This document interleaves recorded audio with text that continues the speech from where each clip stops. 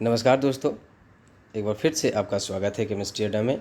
I hope आप सब अच्छे से रह रहे होंगे। जैसा कि आपको थंबनेल से पता चल गया होगा दोस्तों कि इस लेक्चर में हम लोग बॉन्ड ऑर्डर कैलकुलेट करना सीखेंगे। हमारे पास अगर अलग अलग तरह के रेजोनेटिंग स्ट्रक्चर्स या आयंस दिए हों तो उनका किस तरह से बॉन्ड ऑर्डर कैलकुलेट करते हैं, इस चीज़ को हम लोग सीखने वाले हैं।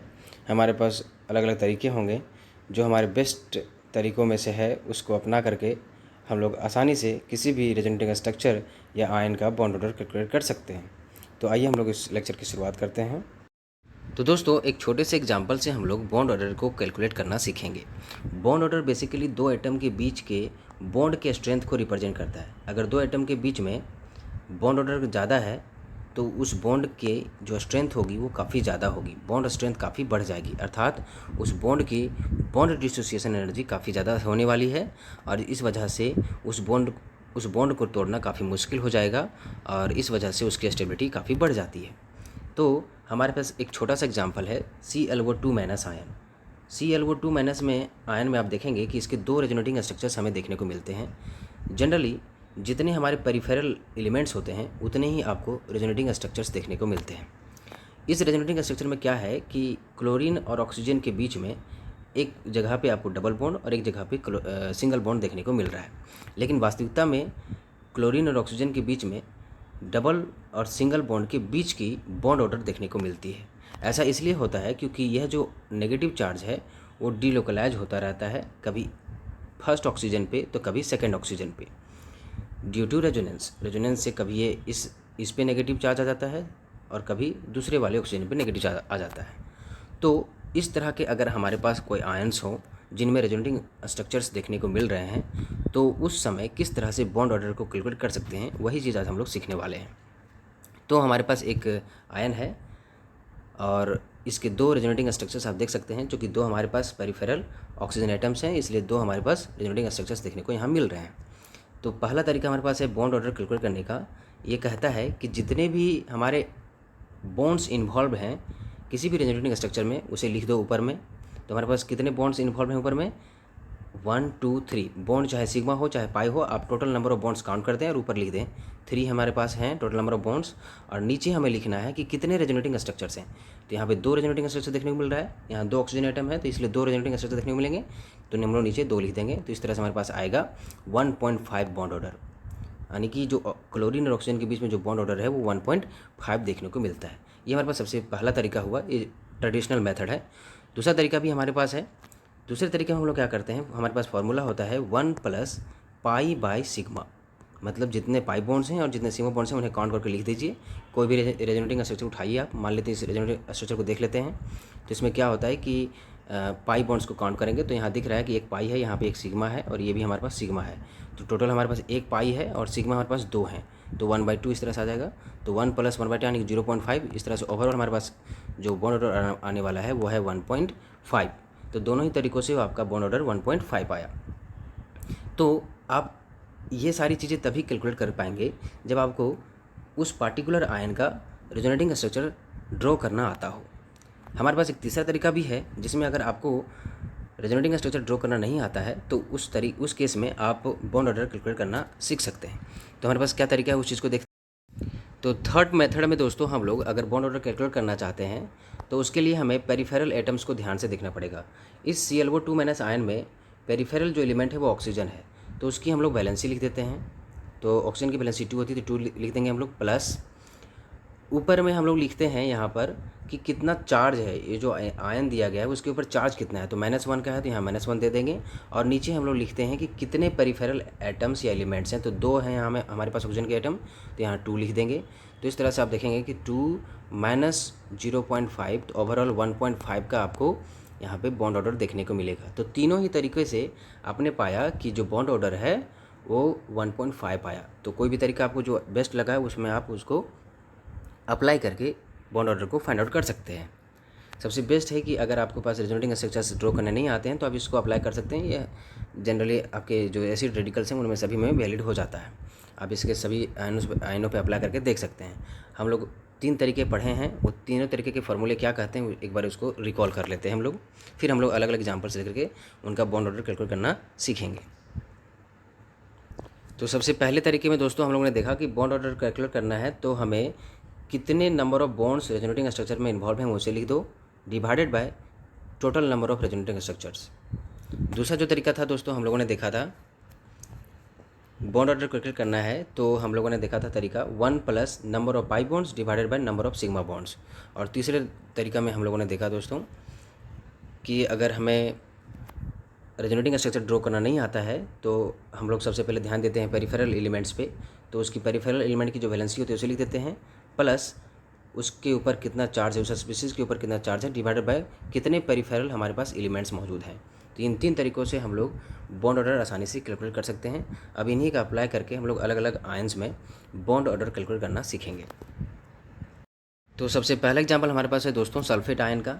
सल्फेट आयन में आप देखेंगे कि इसके 4 रेजोनेटिंग स्ट्रक्चर्स हमें मिलते हैं, जो कि 4 हमारे पास पेरिफेरल एटम्स हैं ऑक्सीजन के, तो हमें 4 रेजोनेटिंग स्ट्रक्चर्स को देखने को मिलेंगे। इसका बॉन्ड ऑर्डर निकालना है तो पहला तरीका अपनाते हैं हम लोग। पहला तरीका में क्या कहता है कि total number of bonds count कर ले 1 2 3 4 5 6 डिवाइडेड बाय कितने हमारे नंबर ऑफ रेजोनेटिंग स्ट्रक्चर्स होंगे। तो 4 ऑक्सीजन आइटम्स हैं तो 4 हमें रेजोनेटिंग स्ट्रक्चर देखने को मिलेंगे, तो 4 से डिवाइड करके हमारे पास जो ओवरऑल बॉन्ड ऑर्डर आएगा 1.5 आएगा। हम लोग दूसरा तरीका देखते हैं। दूसरे तरीका का इस्तेमाल हम लोग कुछ इस तरह से करते हैं 1 plus pi by sigma. Total number of pi bonds और सिग्मा बॉन्ड काउंट करके लिख देंगे तो हमारे पास आ जाएगा 1 प्लस पाई बॉन्ड्स कितने हैं, 1 यहाँ पे, एक सिग्मा बॉन्ड यहाँ पे, एक पाई यहाँ पे होगा, एक पाई यहाँ पे और एक सिग्मा यहाँ पे। इस तरह से 2 हमारे पास पाई बॉन्ड्स हैं और सिग्मा बॉन्ड्स हमारे पास कितने होंगे, एक यहाँ और एक यहाँ, टोटल 4 होंगे। तो इस तरह से हमारे पास आएगा 1 प्लस, इसे डिवाइड करेंगे तो हमारे पास आएगा 0.5। तो ओवरऑल हमारे पास आया 1.5। बॉन्ड ऑर्डर हमारे पास क्या आया 1.5। तीसरा तरीका हम लोग अप्लाई करते हैं। तीसरे तरीके में हम लोगों ने देखा था कि पेरिफेरल जो हमारे पास एटम्स हैं उनकी वैलेंसी लिखो।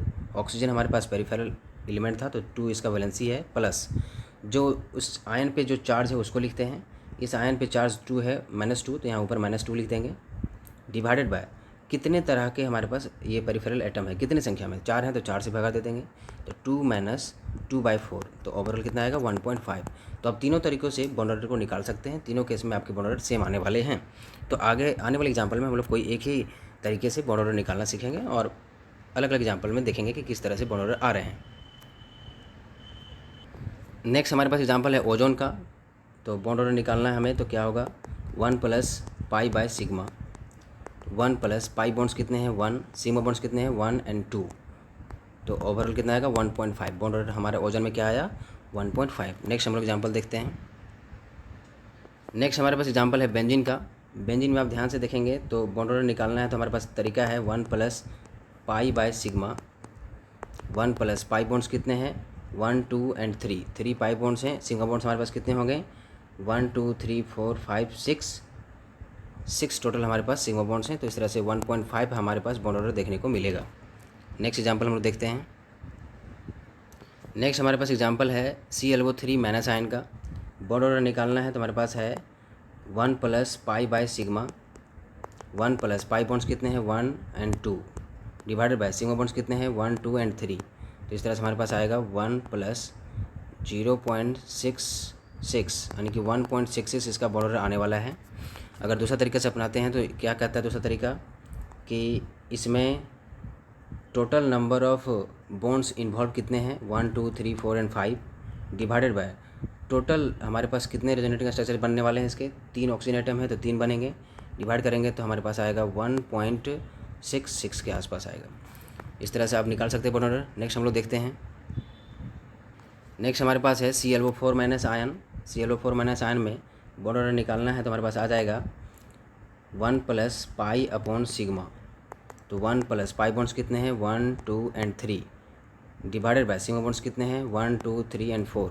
तो इस तरह से आ जाएगा 1 प्लस 0.7 के आसपास, यानी कि 1.7 के आसपास इसका बॉन्ड ऑर्डर आने वाला है। दूसरे तरीके से अगर निकालना चाहें तो निकाल सकते हैं हम लोग। बॉन्ड ऑर्डर निकालने का दूसरा तरीका कहता है कि कितने तरह के हमारे पास bonds number of bonds involve हैं 1 2 3 4 5 6 7, टोटल 7 बॉन्ड्स हैं, डिवाइडेड बाय टोटल कितने हमारे रेजोनेटिंग स्ट्रक्चर देखने को मिलेंगे। 4 हमारे पास ऑक्सीजन आइटम है तो 4 हमारे पास इसके रेजोनेटिंग स्ट्रक्चर मिलेंगे। तो डिवाइड करेंगे तो आ जाएगा हमारे पास 7 के आसपास इसका बॉन्ड ऑर्डर देखने को मिलेगा। नेक्स्ट हमारे पास एग्जांपल है वो कार्बोनेट आयन का है, CO3 2 माइनस आयन। पहले तरीके से निकालना चाहें तो इस तरह से निकाल सकते हैं, bond order equals to 1 plus pi upon sigma. Pi bonds कितने हैं इसमें आप देख सकते हैं, 1 पाई बॉन्ड है और सिग्मा बॉन्ड्स 1 2 3 हैं। तो इस तरह से हमारे पास जो आएगा वो आएगा 1 प्लस 1/3, तो 1 प्लस 0.33, ओवरऑल आएगा 1.34 के आसपास हमारा बॉन्ड ऑर्डर देखने को मिलेगा। दूसरे तरीके से भी निकाल सकते हैं। दूसरा तरीका हम लोग क्या करते हैं, पेरिफेरल जो हमारे पास एलिमेंट है उसको देखते हैं। ऑक्सीजन है, इसकी वैलेंस C2 है तो 2 लिख दिया। उसके बाद हम लोग चार्ज देखते हैं, चार्ज इस पर है -2 का, divide by total number of peripheral atoms. 3 peripheral oxygen atoms हैं तो 3 लिख दिया। तो इसे सॉल्व करेंगे तो 2 माइनस 2/3 इक्वल्स टू 2 माइनस 0.66। तो इसे सॉल्व करेंगे तो आएगा 1.34 के आसपास। तो किसी भी तरीके से निकाले आपका बॉन्ड ऑर्डर उतना ही आने वाला है। तो बॉन्ड ऑर्डर बेसिकली काफ़ी हेल्पफुल है किसी भी स्पीसीज़ की स्ट्रेंथ को, बॉन्ड स्ट्रेंथ को रिप्रेजेंट करने का, या फिर इससे हम लोग किसी भी स्पीसीज़ की एसिडिटी को भी फाइंड आउट कर सकते हैं। नेक्स्ट हमारे पास एग्जांपल है वो कार्बन डाइऑक्साइड का, CO2। कुछ इस तरह से इसका स्ट्रक्चर होता है। हमें बॉन्ड ऑर्डर निकालना है तो कहता है 1 प्लस पाई अपॉन सिग्मा। तो आप देख सकते हैं 1 प्लस, टोटल इसमें कितने हमारे पास पाई बॉन्ड्स हैं 1 और 2, डिवाइड बाई टोटल कितने सिग्मा बॉन्ड्स हैं हमारे पास, टोटल हमारे पास 1 2 सिग्मा बॉन्ड्स हैं। तो इसे सॉल्व करेंगे तो हमारे पास आ जाएगा 1 + 1 यानी कि 2 हमारे पास बॉन्ड ऑर्डर देखने को मिलता है CO2 के केस में। तो इस तरह से आप विभिन्न तरीक़ों का इस्तेमाल करके बॉन्ड ऑर्डर निकाल सकते हैं। आई होप आपको ये सारे जो मेथड्स हैं वो हेल्पफुल लगे हों। अगर ये वीडियो आपको हेल्पफुल लगा हो तो लाइक करें, कमेंट करें, शेयर करें एंड सब्सक्राइब करें। Thank you.